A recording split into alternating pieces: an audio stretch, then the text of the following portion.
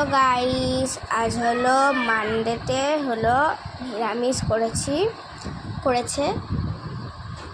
এখানে আছে ডাল, এখানে আছে হলো ভাত। এটা হলো টমেটো আর ধনেপাতার ডাল দিয়ে করেছে। এটা হলো ভাত, এটা হলো ঝুরঝুরে আলু ভাজা, আর আর এটা হলো গন্ধ লেবু।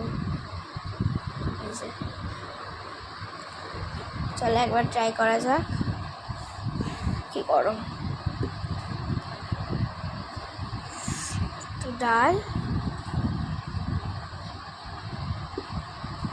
মাখিয়ে ঝুরঝুরে আলু ভাজা নিয়ে এই যে এটা এবারে নিয়ে